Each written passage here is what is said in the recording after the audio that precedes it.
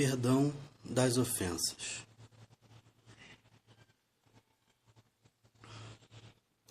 Jesus diz que devemos perdoar, oferecer a outra face. Oferecer a outra face significa dar oportunidade. A sociedade prega que ser bom é ser bobo. Ao mesmo tempo prega que perdoar é passar a mão na cabeça, perpetuando o erro do outro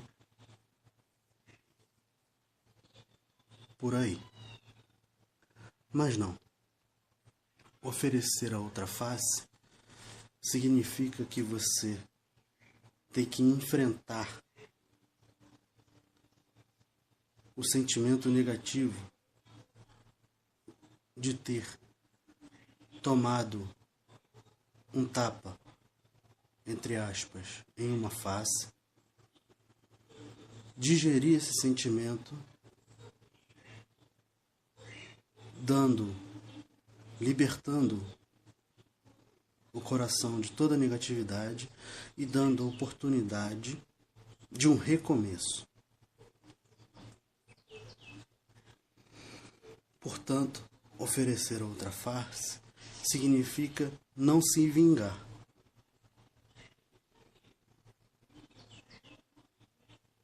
Não significa que devemos apanhar e estar feliz e continuar apanhando.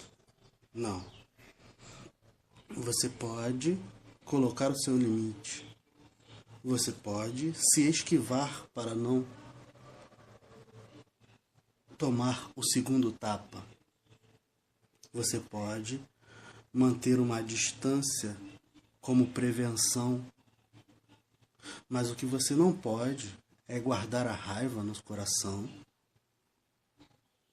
e se vingar, nem em pensamento, nem em emoção, nem em atos. Perdoar, portanto, é uma coisa que nos faz muito forte. Dar a oportunidade, ou seja, oferecer outra face, significa arriscar tomar outro tapa, sim. Alguns vão dizer, mas isso é deixar perpetuar o erro. Não, não é deixar perpetuar o erro. É você mostrar para outra pessoa a sua misericórdia, o seu perdão, e ensinar essa outra pessoa por meio de um exemplo, não só de palavra. Ao mesmo tempo, com isso, você pode, com as palavras e com o exemplo, colocar o seu limite também, vamos dizer, dar uma bronca, não no sentido de se vingar, mas no sentido de chamar a pessoa ao reequilíbrio, no sentido de mostrar o seu limite à pessoa. Então você pode dar uma bronca educativa a essa pessoa e mesmo assim oferecer uma outra oportunidade de recomeço. Pode-se tomar um outro tapa? Sim, pode. Porque ninguém é perfeito e ninguém vai se tornar perfeito depois de uma bronca ou depois de um conselho ou depois de uma palestra. As pessoas só se tornam perfeitas depois de muito tempo em exercício no bem. Então, o perdão é, sim, dar uma outra oportunidade, sem eliminar e chamar a atenção da pessoa. Veja, Jesus, quando a mulher adúltera, quando todos aqueles que queriam apedrejar foram embora. Jesus pergunta, mulher, alguém te condenou?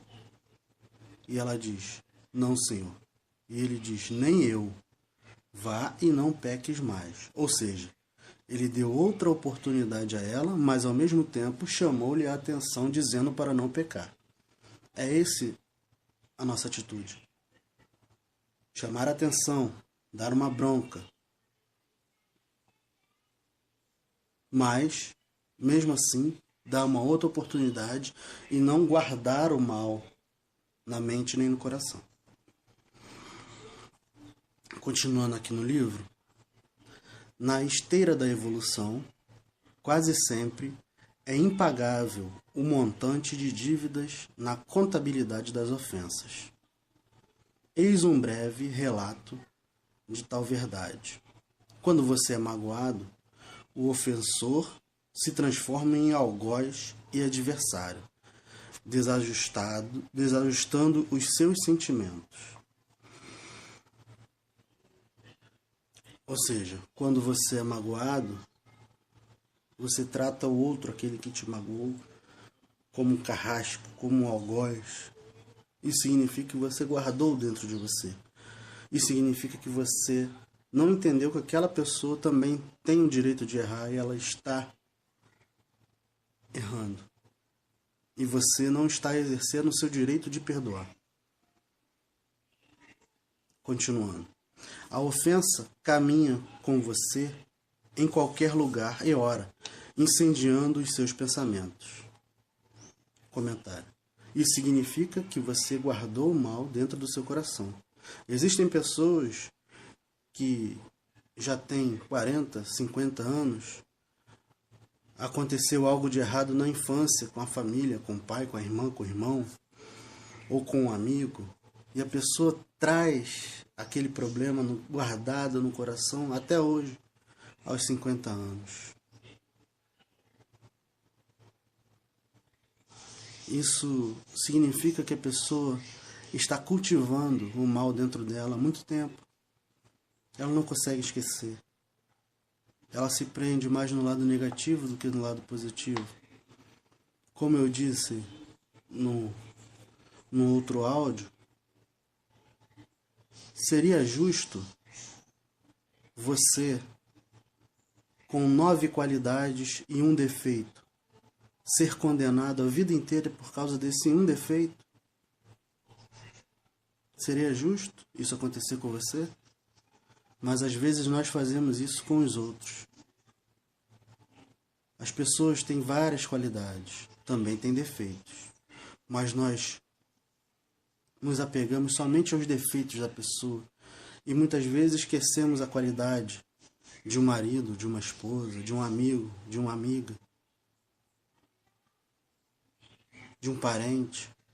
Esquecemos as qualidades para focar somente naquele defeito, naquele ato que aconteceu naquele dia, em alguns minutos, e carregamos isso durante a vida toda. Isso não é justo nem com a pessoa, nem com você que carrega. Muitas pessoas choram. Não estou falando que não se deve sentir a dor, não se deve se condoer, ter compaixão pelas pessoas. Não estou falando isso. Mas estou querendo comparar. Vamos ver.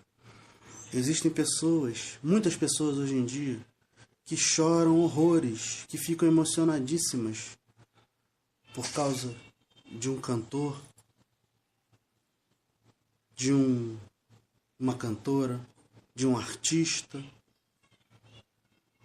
ou porque viu esse artista, seja lá quem for, cantor ou cantora, ou porque esse artista faleceu. As pessoas choram horrores, como se conhecesse essas pessoas a vida inteira. Mas muitas vezes essas pessoas não choram pelos seus parentes. Muitas vezes essas pessoas não ficam alegres, não ficam emocionadas quando veem um parente que está há muito tempo afastado. Por quê? É uma incógnita, né? Não, existe um porquê. Muitas vezes, não estou generalizando, não todas as vezes, mas muitas vezes nós não nos emocionamos com os parentes por causa disso que eu falei antes. Porque focamos no defeito daquela pessoa e esquecemos a qualidade. O artista não. O artista só tem qualidades porque a televisão, a mídia, o dia a dia do artista só mostra a qualidade do artista. Quando mostra algum defeito, algumas vezes foi manipulado pela mídia, outras não foi manipulado, mas também o fã não quer acreditar no defeito, porque ficou cego com aquela vida tão perfeita que o artista tem. O artista não mostra não mostra defeitos, então eu só vejo as qualidades dele. Eu nem sei se um dia, se esse artista me conhecer pessoalmente, como ele vai me tratar. Se ele vai ser indiferente a mim ou se ele vai ser educado. Eu não sei. Mas mesmo assim, sem saber disso, o fã chora horrores por esse artista.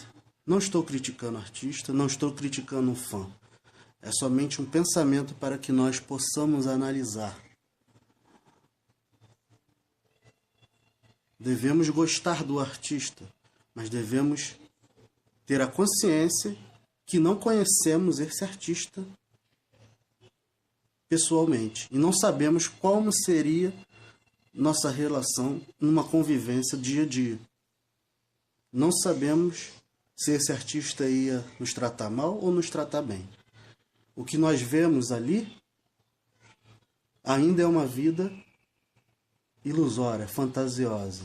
Existem muitas coisas escondidas por trás que não conhecemos. Sem crítica a ninguém. Mas existe. Então que pensemos quando enxergarmos um parente, quando enxergarmos um amigo, quando enxergarmos um vizinho. Pensemos, observemos as qualidades, coloquemos na balança.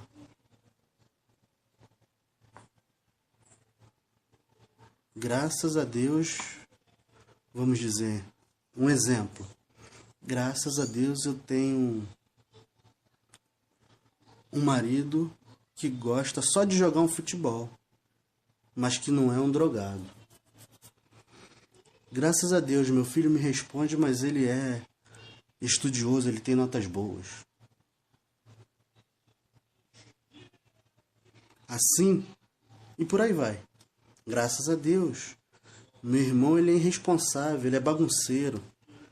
Pô, mas ele tem um coração grande. Assim nós vamos reconhecer os defeitos, mas também vamos reconhecer as qualidades. E nunca vamos nos afastar das pessoas, sempre colocando as pessoas no mesmo nível. Quando enxergamos sua qualidade, colocamos as pessoas em um nível muito mais alto do que nós e do que os outros. E muitas vezes não são. Quando enxergamos somente os defeitos, colocamos as pessoas lá para baixo de nós e dos outros. O que muitas vezes também não são. Continuando o livro, sua conversa ganha combustível em larga escala para a produção do desdém, sorvendo o veneno da calúnia. Significa que quando não perdoamos, quando não libertamos o coração do mal, da má energia, sempre vamos fazer picuinha. Falar mal de um para o outro pelas costas das pessoas. Existem muitas pessoas assim. Não devemos ter raiva. Devemos ter compaixão e piedade, porque essas pessoas ainda não sabem libertar o coração do mal. E assim nós também não falaremos dos outros para outros negativamente. Se falarmos, vai ser para exaltar as qualidades. Se não sabemos exaltar as qualidades, calemos, fiquemos em silêncio. A indulgência é um dos princípios da caridade. Indulgência significa não comentar o defeito do outro. Não fazer fofoca, não fazer picuinha. caridade ela começa no coração. Muita gente acredita que a caridade está somente no ato, mas não, é no coração, junto com a fé. Fé e obras andam juntos. Continuando. E nas ações, você age como se fosse um combatente sempre pronto para o revide. Ou seja, quando você não perdoa, quando você não esquece ofensas, quando seu coração guarda o mal, sempre que essa outra pessoa falar com você, você já vai estar na defensiva. A outra pessoa pode te chamar de bonito. Você já vai estar com 10 pedras na mão achando que ela está sendo falsa. O problema não é dessa outra pessoa, muitas vezes. O problema é seu. Pense nisso. Continuando. Feliz respostas dos sábios guias à questão acima. Perdão das ofensas. Não disseram eles perdão dos ofensores. Entende, gente? Não é pra gente... Quem disse isso aqui foi na questão 886 do Livro dos Espíritos, e Jesus também já ensinou isso. Perdão das ofensas. Ele não está dizendo para perdoar simplesmente só a pessoa, primeiramente. Devemos perdoar a pessoa, sim. Mas, primeiramente, devemos esquecer, ou seja, perdoar a ofensa.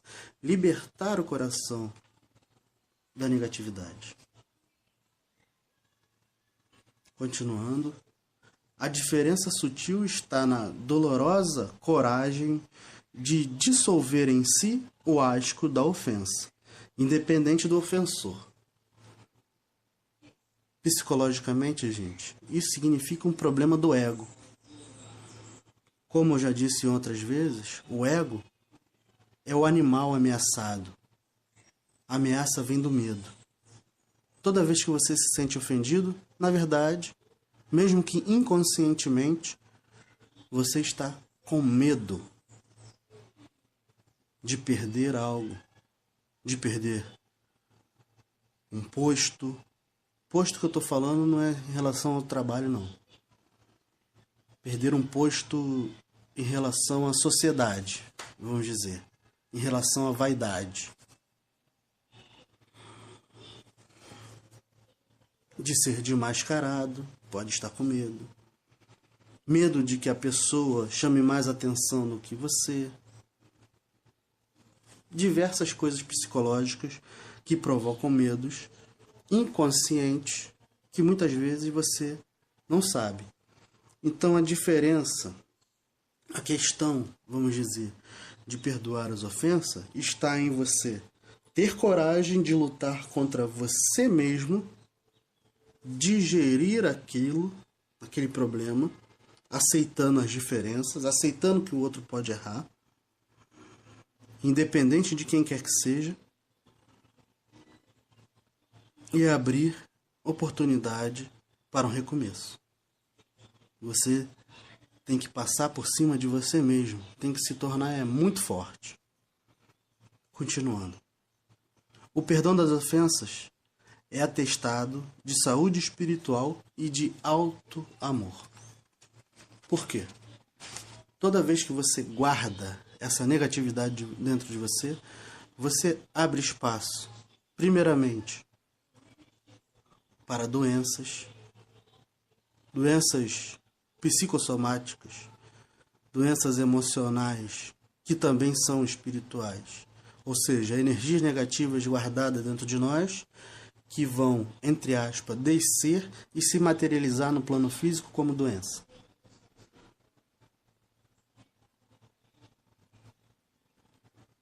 Ou seja, abrir o coração e libertar o coração da negatividade é uma questão de prevenção contra a doença física e espiritual.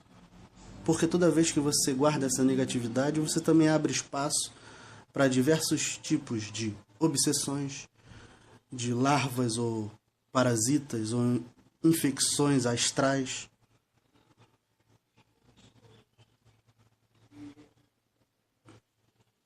E coisas desse tipo. O perdão das ofensas é um dos maiores remédios. que vem junto com o amor. Jesus disse que conseguia curar porque ele tinha autoridade para perdoar os pecados. Com isso, Jesus disse que o perdão cura tudo, até o físico. O perdão verdadeiro. Se perdoar e perdoar o outro.